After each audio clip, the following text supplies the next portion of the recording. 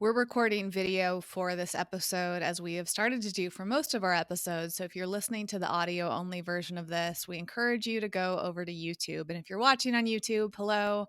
I mentioned that specifically today because we're recording in the evening, which is something that we rarely do, but for scheduling reasons, it made the most sense for us today. And my lighting, I feel like looks like I'm about to tell like a scary story. I feel like I'm about to tell a ghost story or like say something really dark, which is not the intention. Jason's lighting looks pretty bright.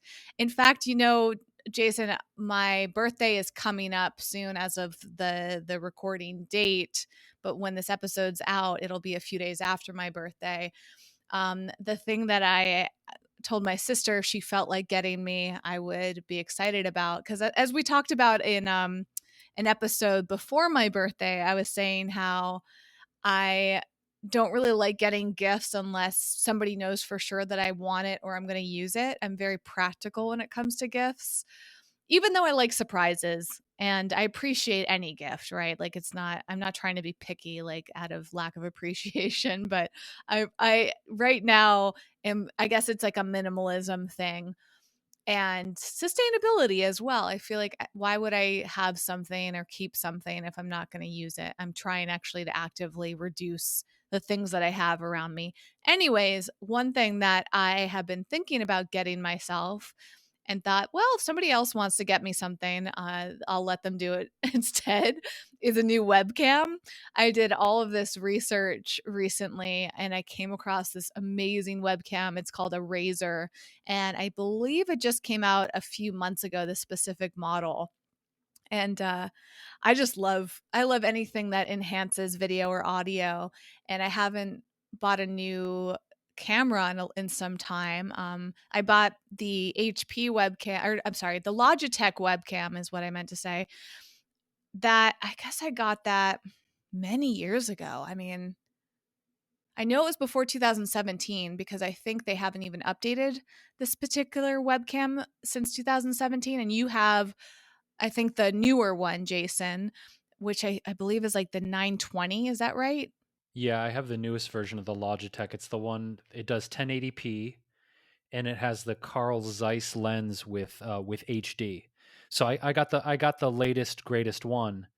And for the most part, since we're geeking out about tech for a second, it does a pretty good job. Low light, it's not great, which is why I you can't see it, it's out of frame. But I brought my lamp from my bedroom into my office because the only light that I have for YouTube viewers or listeners, I have an overhead light, but it's behind me, so I don't get front lit.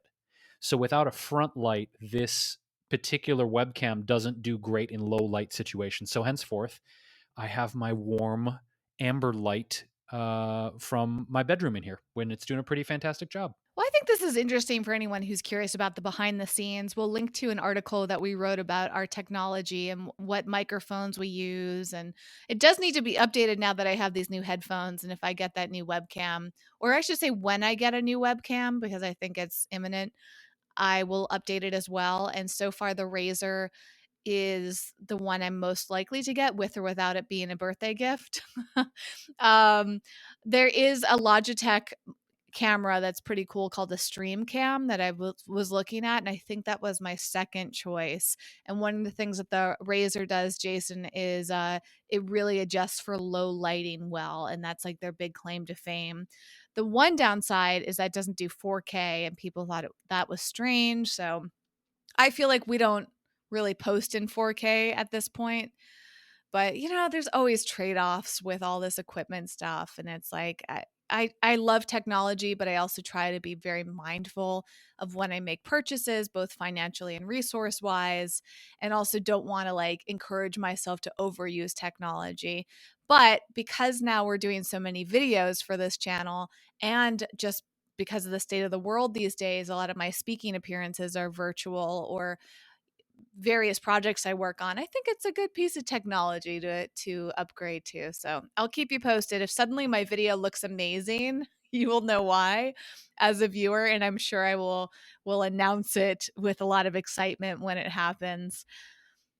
Anyways, I felt like there was something else I was going to touch on upon this, but I will tell a story. It won't be a dark story. It won't be a scary story. It's funny though, when I think of scary stories, I think of like the scary stories we would tell as kids that were ultimately pretty innocent. And I think you and I, Jason, talked about that collection of books. All I remember, you're gonna know exactly what I'm talking about, Jason. It was a big part of our age range childhood. Wait, I don't even have to tell you, give you a cue. You know what I'm talking about. What's that book called? Or there was like at least 2, maybe 3 editions of it. What was it called? I believe you're referring to Scary Stories to Tell in the Dark. And Guillermo del Toro actually made that into a movie maybe 3-ish years ago. I never saw it because partially, well, first of all, I love Guillermo del Toro. If we can nerd out on directors, Hellboy, and all the great work that he's done over the years, so many good movies. On the one hand, I like his work as a director, but part of me didn't want to see it because I don't know if you feel this way. It's not the case with all books that are adapted to movies, but sometimes I don't want to see the movie because the book is so the imagery from the books I've read over my life is so rich in my head that I'm afraid that the movie version is going to absolutely suck compared to they call it the theater of the mind, right? So I think I didn't see it, Whitney, and I haven't seen it because I didn't want it to ruin the imagery that I had in my head from childhood. But now that we're bringing it up, maybe I will see it because again, I love Del Toro and his work. And but anyway, you haven't seen the movie, have you? I haven't. And it also reminds me that they did the R.L. Stein books, which were a pretty big part of my childhood, with Jack Black, I think. Maybe he played R.L. Stein or something like that. I didn't see that. Didn't look great. And for similar reasons, Jason, I was like, yeah, I have good enough memories of that stuff as a kid. I will tell a story today that will not be scary. It leads us into the subject matter today, which is a quote from Alan Watts, and I will share it, or have actually probably have Jason share it because I like hearing Jason recite quotes. But leading up to this particular quote that we wanted to explore today, I have this membership community that I've talked about before called Beyond Measure. I can't remember exactly when I started testing it out. It's still in beta test mode at the moment, meaning it's invite only. It's a very small group of people. I'm getting ready to make it public, which I'll also share with you, Jason. It's been a very long work in progress for me. And it doesn't feel like it needs to be rushed, which is actually a very pleasant experience. I think sometimes when we're working on projects, we're either drawing them out too long because they never feel quite right or ready, or we're rushing them because we want them to, we want to make money from it, or we have some other reason, and maybe neither choice feels best for it.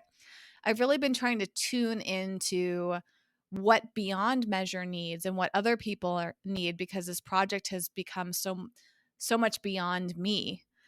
I initially, when I was creating this, I just felt like it was such a personal project. And the beauty of beta testing it with a small group of people is I've really started to explore facets of this concept that had not even occurred to me on my own. It's really been a work in progress with a community.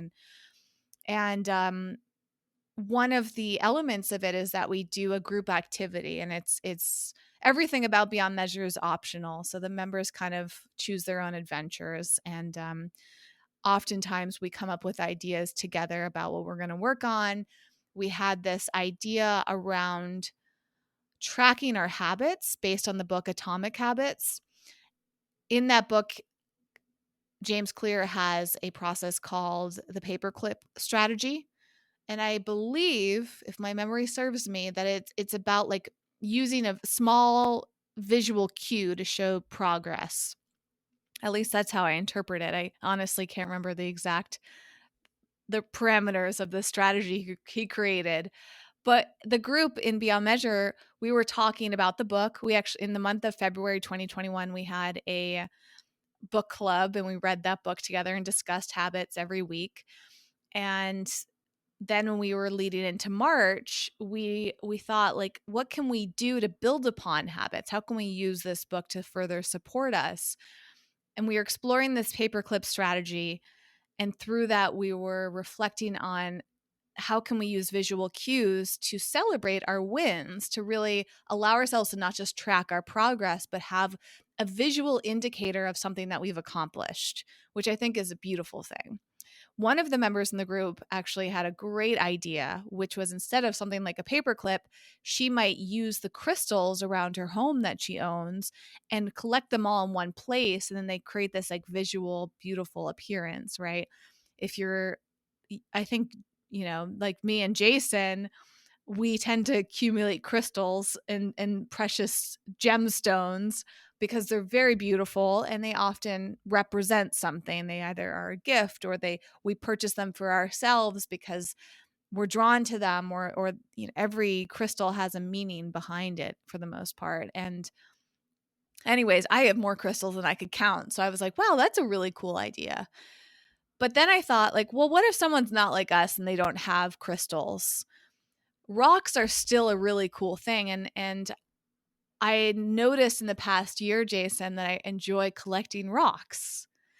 And I also noticed that if you really pay attention, you will find some of these crystals and gemstones literally in your backyard sometimes. When I was growing up in Massachusetts, I had found all sorts of different rocks and stones and things, and like was so intrigued by them.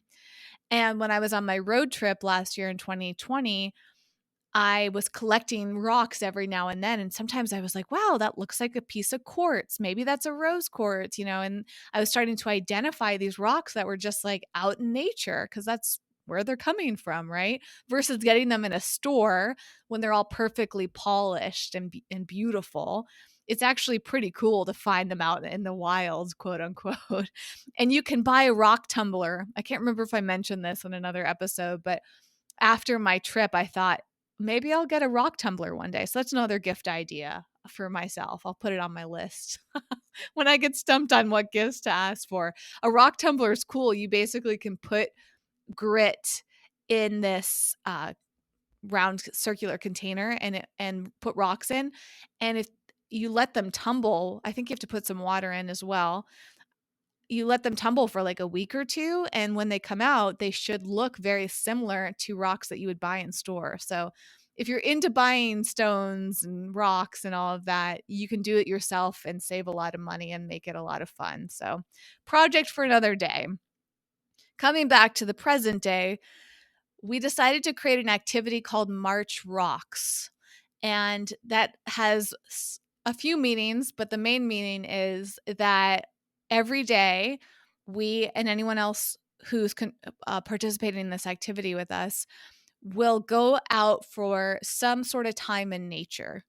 And that could be for a walk, some sort of movement. That could be to get some sunshine, some fresh air. That could just be whatever it is. Maybe it's literally walking to your backyard, doesn't matter. But spending some time in nature every single day is the goal and the habit we want to build. And to represent that habit and give us a visual reminder and reward and system for it, we would, every time we went out into nature, find a rock and bring it home. That was step one of this. Another one of the members in this group came up with the idea that we could either draw on or paint on the stones or rocks something, either a piece of artwork or a word, and then keep that rock as another representation of a nice phrase to have or something pretty to look at in our home. Or we could take that rock and put it back out into the neighborhood or nature for someone else to find. I don't know why I said neighborhood or nature, but I suppose if you live in an area where there's not a lot of people around, maybe you just put it in the backyard or something, right? But if you're like me in Los Angeles, there's a big neighborhood around. So when I'm going out to collect a rock, it is out and about.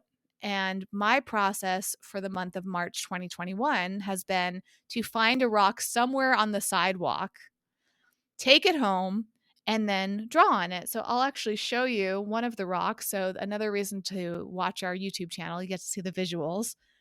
This is one of the rocks that I collected, and I'll describe it for any of the listeners. It is some sort of stone.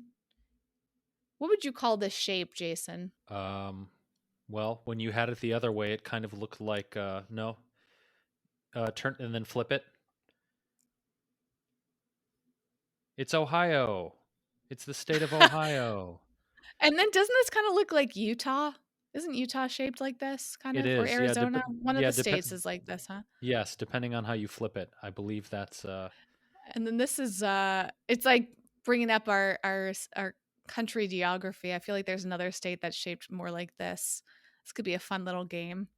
Right? So, I mean, honestly, I didn't even think about this to now, but like this is like so fun, like just getting a rock which seems so meaningless. And part of the activity for me has been tuning into nature. In fact, actually, we'll get to the Alan Watts quote. It all ties into this, I promise. Uh, One of the reasons I wanted to build this habit of going outside every day was to get away from my screens. And we've talked about this in some recent episodes that I wanted to move my body more. I wanted to spend more time in nature, get some fresh air, sunshine, all the things I listed. But I also wanted a very intentional practice every single day of being off my device. So that was what made this March Rocks project and activity as part of Beyond Measure something really important for me. But it's started to add so many different layers to it, which has been fascinating. And one of them I'm discovering right now is that a rock is not just a rock. It can be. It can be something you stumble upon. It can be something you stub your toe on. It can be something that you kick accidentally while you're walking by and you don't even think about it. That's how most of us relate to rocks. But some of us find magic in rocks, like if you're a rock collector. I know for me, like going to the beach is always kind of fun to look at the rocks and stuff on the along the shore side or something. Um, but looking at them in the neighborhood is something I had not, to my recollection, ever done before. And each time I go, I'm now on day 16, I think, of this activity. Every single day, I find a different rock, and they're all so different. I mean, literally, they're kind of like snowflakes, right? No, none of them are exactly the same. And I think that's part of the excitement of this is that if you've ever gone to a crystal store, a gem store, where so many shops sell rocks, as gifts, especially it's a very touristy thing in some areas. They all kind of look the same. Like they might have little nuances, but they tend to look very similar. They differ in shape, maybe the color's a little different. But when you get them out in nature, they're vastly different because they haven't been touched by human beings. However, I've also noticed on my walks, Jason, that some of the rocks are actually very similar. So that's what's also been fascinating. Sometimes I find rocks that are like sticking out of the dirt, but most of them, because of the neighborhood in Los Angeles I'm in, most of them are like part of the landscaping. And so that's been an interesting thing is I think like, I'm going to take a rock out of somebody's landscaping they clearly paid for, take it home and then, draw on it. I feel a little conflicted about it, but I've overcome it because I feel like there's a bigger purpose that I'll get to. And I also try to like not take like there are actually so many rocks in this neighborhood, which is also very eye-opening, Jason, like more than I could even try to count or estimate, right? Like some landscaping is full of thousands of rocks. I'm like, okay, they're not going to miss this one rock. But what if I can add to it? What if I can make it even more valuable or special? So, this rock right here, I don't know what I'm going to write on it. Maybe we'll determine together, Jason. Perhaps you'll come up with it. Sometimes I write a word on it. I have this pretty cool pen or marker. This is called a paint marker. If you're watching on YouTube, you can see the visual. And if not, we'll link to it in the show notes. It's called a deco color. And I already had this. I wanted to do a little bit more research to see if I could get something eco-friendly, but I do feel like being eco-friendly, one of the best things to do is to use what you have. Once I run out of this marker, I will probably examine it. So if the listener or the viewer on YouTube has any suggestions, I would love to know, is there an eco-friendly option? Because it turns out, Jason, that there's a whole community online of people that paint rocks. I started researching hashtags, and there are so many hashtags around this. I've barely skimmed the surface. I started looking at the hashtags because, as part of March Rocks, as part of my accountability and habit forming process, I have been documenting every single rock I find. So every day I do a post. If you go to my Instagram at Whit Lauritsen, WHITLAURITSEN, if you go there, you can see the rocks that I've painted. By the way, as an aside, I want to acknowledge that we don't necessarily know if there's anyone visually impaired who listens to our show. So please remind me and Jason ever if we can be more inclusive for you. I'm trying to tune into things like that. We have made our show more inclusive in terms of people that are deaf or hard of hearing. There's a whole transcript for our show notes, and hopefully that's been easier to find. But one thing I don't know that we've like really even acknowledged, Jason, is that there might be people that are visually impaired or don't have vision. So when I say things like you can go see something, it's not meant to exclude you, and that's why I was trying to describe this rock. Um, Anyways, my ignorance on visual impairment aside, I have been posting photos and writing descriptions for each of them. So I suppose that's something I've been working on as well, is that you can read people's captions. There's features for platforms like Instagram that'll read the captions out loud to you. But I don't know if I've done a good job at describing the rocks. So maybe that's something I can work on. Instead, what I do in my captions is I tell the story behind each rock. I share my experience of the day, and I share a little bit about what I wrote on the rock. As I said, for me, I don't draw like a picture on it or paint it or doodle on it. I write a word or a phrase, and that leads me to the Alan Watts quote. So I'm going to hand it over to you, Jason, because A, I love hearing you read quotes, and B, I would love to start off the quote conversation around what that means for you. Before you start to share it, I would just like to acknowledge that I did not come up with this quote idea. It was one of the people on Instagram, as part of the Instagram community. His name's Ted, and Ted wrote a really thoughtful phrase, or sorry, a really thoughtful comment on one of my posts suggesting this phrase. And I don't recall if he was encouraging me to write it on one of the rocks that I found or just sharing it. But regardless, I wrote it on a rock. So I found one of the larger size rocks, and I wrote out this quote on it, and it actually took up 3 sides of the rock. So that was kind of fun. Normally I would write it on just one side. There'd be like a short phrase, one word. But for that quote, I design wise couldn't fit it all. So I had to like keep turning it. And it was kind of a fun process, especially for this quote. So with no further ado, Jason, will you please share the Alan Watts quote and talk a little bit about how it resonates with you? Yeah, I had been following along with your March Rocks project for, well, since the inception. And this one hit me in a very particular way, differently than the other ones that you had shared. And it's because I'm a big fan, isn't the right word. I appreciate Alan Watts' perspective on Zen and a lot of his philosophies. And the quote is, "The reason you want to be better is the reason why you aren't." And I remember it when I saw that. First of all, I'd never heard this Alan Watts quote before, and so it hit me in a particular way of like, oh, I'd never heard him say that before. And secondly, I think it's part of an ongoing conversation that I have with myself, and also some of the things we've discussed here on the podcast regarding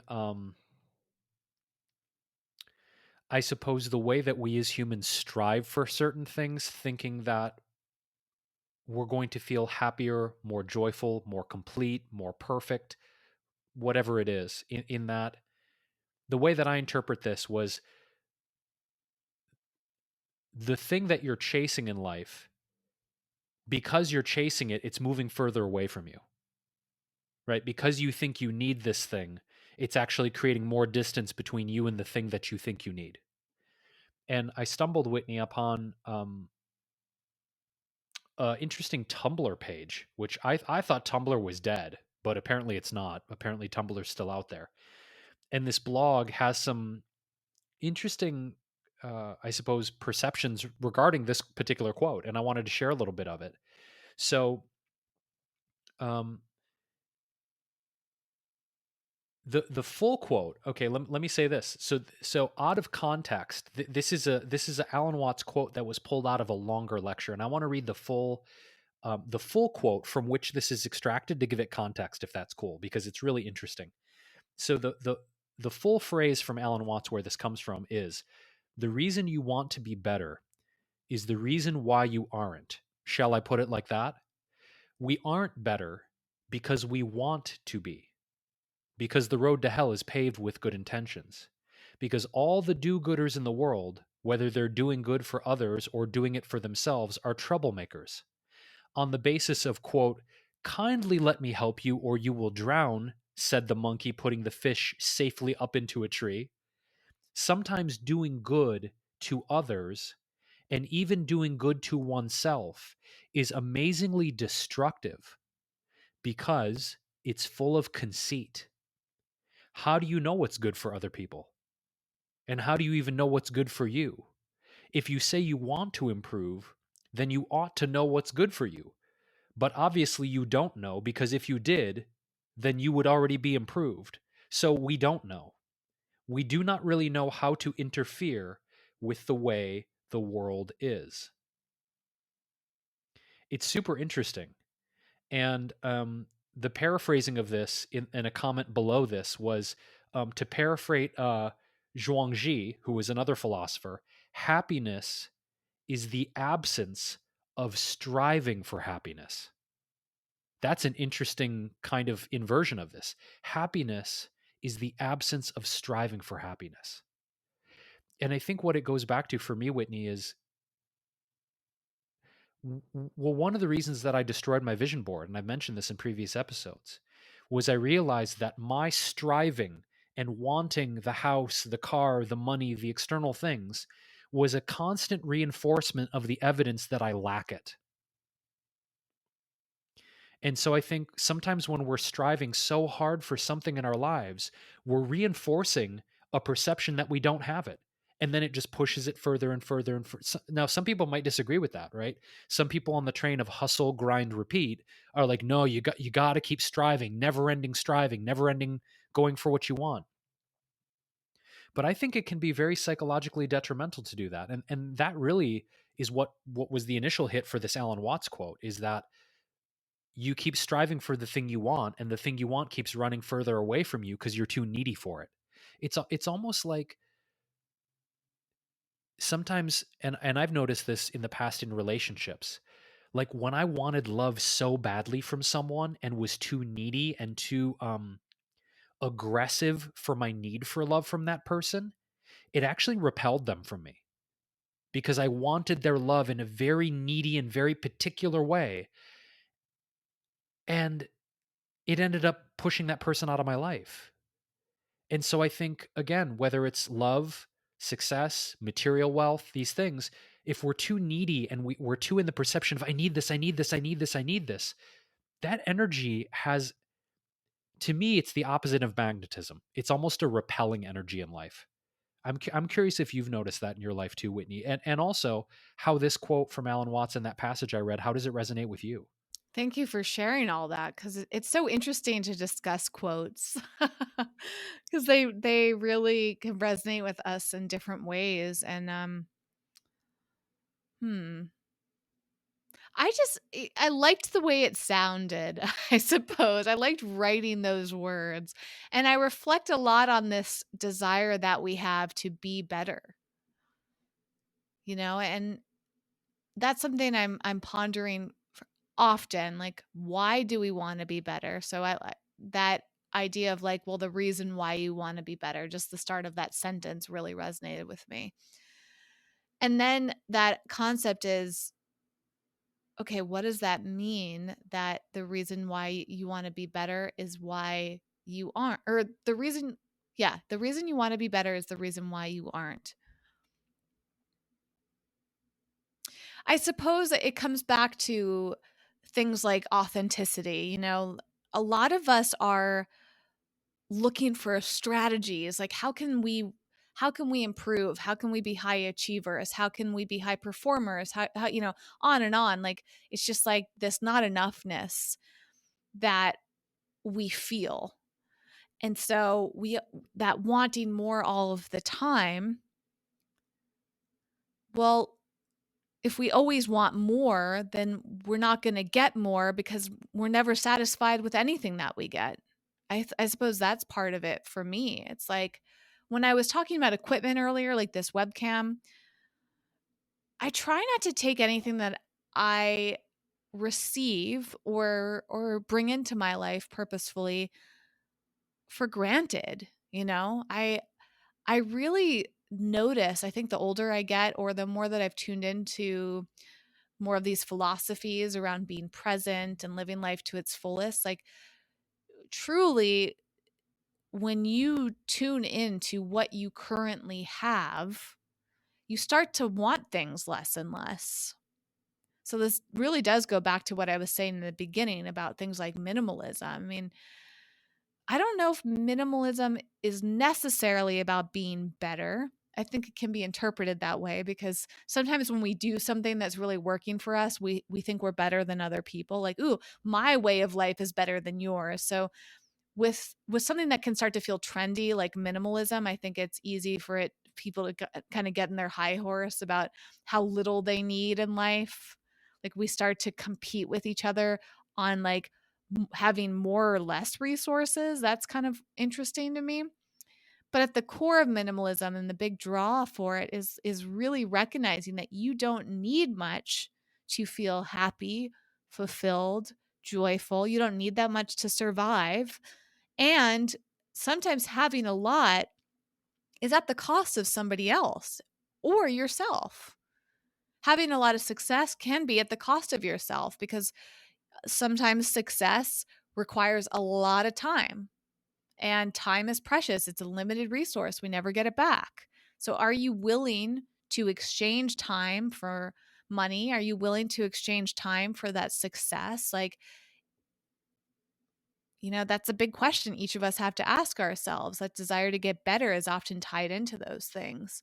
And then when we start to strip things away, we just recognize, like, wow, none of the things I own and none of the things that I do really bring me that much satisfaction. Well, do in terms of work.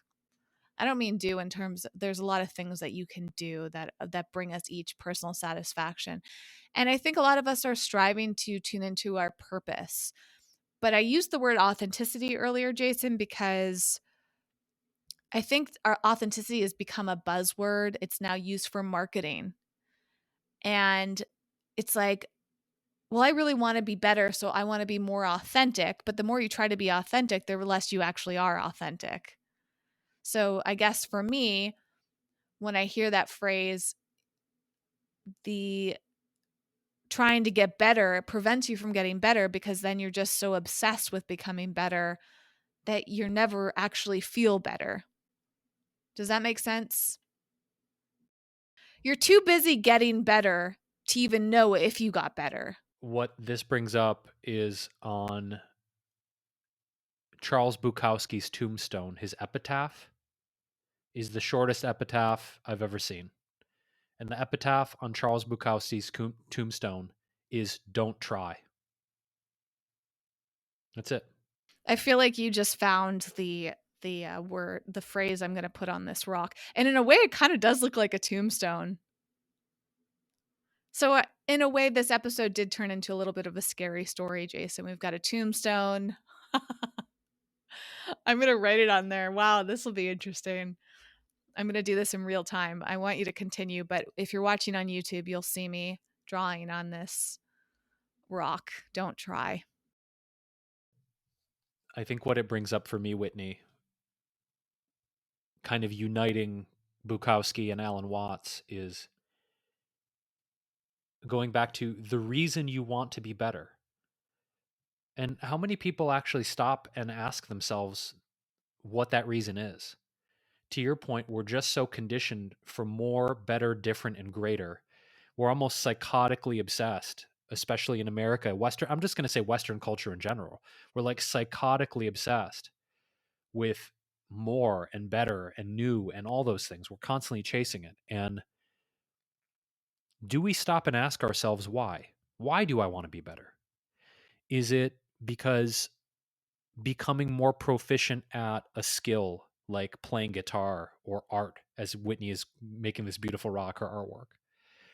Is it that the more proficient I become, rather than better, let's say more proficiency, more skill, the more enjoyment I get out of the activity? That's a very specific motivation for, quote, being better. But again, I think the word proficient might be a better usage here. But oftentimes, I think the reason we want to be better is because we think that we suck. I'm not a good enough guitar player. I'm not a good enough boyfriend. I'm not a good enough accountant. I'm not a good enough writer. I'm not a good enough podcast host. I need to be better. I need to get more equipment. I need to take voice lessons. I need to find a coach. I need to get a better haircut. I need to, whatever it is. There's so many offshoots of this. And I think if we're radically honest about it, many of us are motivated. The reason we want to be better is by some sort of self-deprecating, hateful perception of that we're not enough, we're not good enough. And that, I mean, think about this. How many people are actually motivated by joy? That's a rare thing, to be motivated by joy and excitement to be more proficient versus, God, I really suck at X. I need to be better. But it's a dangerous thing to this Alan Watts quote and this Bukowski thing that you're currently drawing. It's like, yeah, if we're trying to be better all the time, there's no appreciation for who we are as we are now. There's no appreciation for what we have or the things that are surrounding us. It's just we're constantly chasing something. We're we're constantly chasing some future unrealized version of ourselves. That's who we're chasing. Some idea that in the future it'll be better when I'm this way, when I have this much money, when I look this way, when I have this. It's mind numbing to think about how much in our society is motivated by this. When you think about it, education's motivated by it, taking courses is motivated by it, exercise, weight loss, hairstyles, fashion, makeup. I mean, there's so much motivated by this paradigm of I need to be better at X. And I think that it robs us of joy. I think it robs us of appreciating who we are now. And I'm saying this from experience because I struggle every single day with loving myself. And I don't know if people on the podcast know that or whoever's following us. I struggle every day with loving myself. There are a lot of days I don't love myself. There are a lot of days I hate myself. To be honest, like if we're going to really just get into the nitty-gritty. And I think that part of the reason I hate myself is because I've bought into the lie that I was supposed to be better by this point in my life. I was supposed to be somewhere else. I was supposed to have something else, have a different life. And I haven't fully accepted the life that I have because I thought it was supposed to be something different, you know? And so this is good. This is a good topic and a good reminder for me because yeah, I struggle to love myself every single day. And I'm still learning how to do it, you know? And it's because I've fallen under the illusion of I was supposed to be better. I was supposed to be more successful, richer, more have more notoriety, impact more people, and so the idea of being better is something I'm trying to undo in my life, Whitney, because it's caused me a lot of pain. It's caused me a lot of pain thinking I was supposed to be different or better at this point in my life. And so it hits home. And I think that's probably why that Alan Watts quote that you posted on The Rock and you resonated so much, because it's like, oh, I've been chasing this for a long time. This idea of better, or whatever the fuck that means. Um, yeah. So I'm still undoing this for myself big time. It's a battle every day for me. Well, thank you for sharing that. I think that's one of the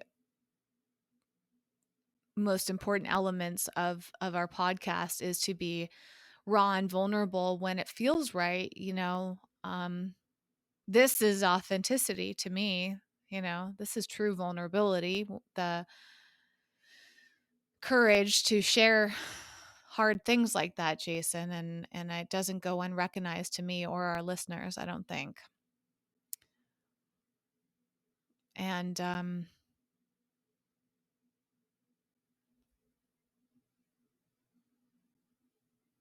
I think it is really helpful to reflect on the subject matter for all of us, because there's so many reasons why somebody wants to be better. Sometimes there's positive reasons for it. But even the interpretation of that quote, Jason, it's like we become so obsessed with that word better that we want to try, and then when trying doesn't work, we think by not trying, we're still trying. Right? Like it's like if if you're trying to get better by doing something, that's not that different from trying to be better by not doing something, like you were saying, Jason. Like it's interesting when you talk about the vision board. It's like, well, this isn't working, so I'm not going to do it anymore. But deep down, you still want the things that were on the vision board to happen, I imagine. Correct me if I'm wrong. But maybe you're trying a different strategy to them. Like maybe it's like, oh, I'm not going to try, but I'm hoping by not trying, then I'll finally get what I want. So I think another important element of this is recognizing that, like, it's actually completely stepping away. And we've talked about before, like letting go of attachments or expectations as much as possible. And that's part of being present too, because being present is whatever is right now is. We have a society that is very focused on the future or extremely focused on the past as well. I mean, I know somebody who has confided in me that she struggles so much with her perceived failures and beating herself up a lot for things that she'd done because she feels like she should have known better, which is another part of this. Like, I should have known better. You didn't. And who's to say what you should or shouldn't have known? Like, it's just such a bizarre phrase.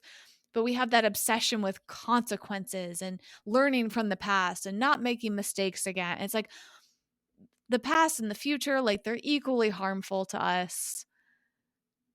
When we sit in the present moment, that's where the peace is. That's where the truth is. And I'm not saying to disregard the past and to not focus on the future. I think there are benefits to all three parts of our lives.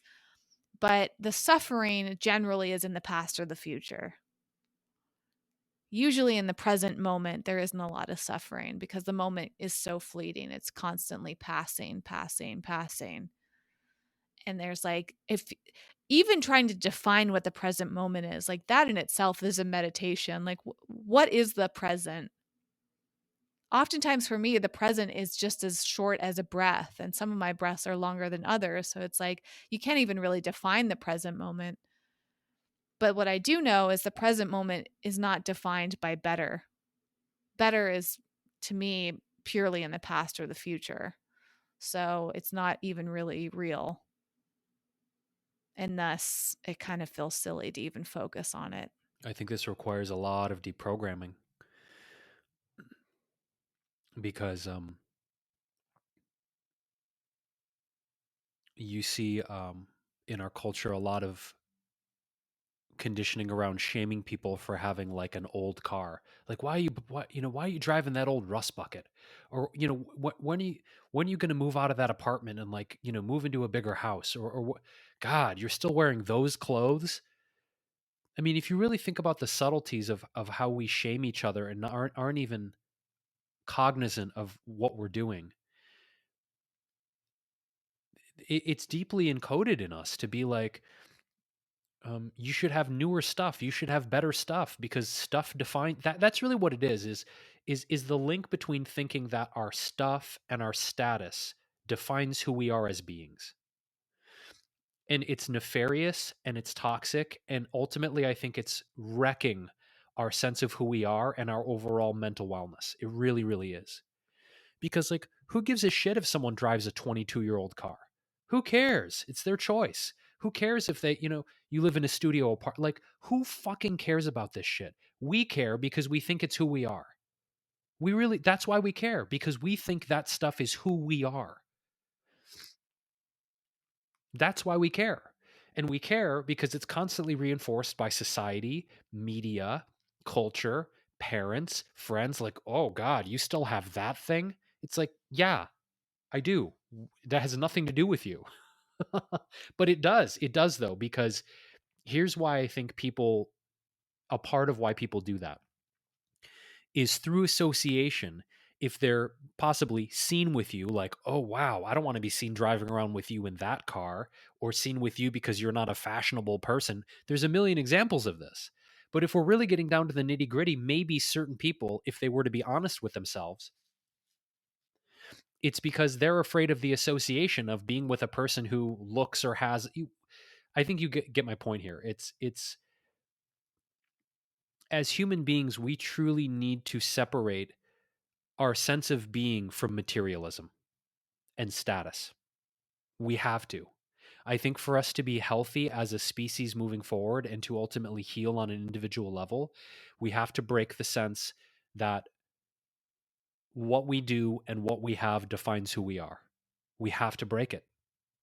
I truly believe that. And I'm in the process of breaking it, trying to, because I realize it's not healthy for me to do that psychologically anymore. That where I live, what I have, what I do is who I am.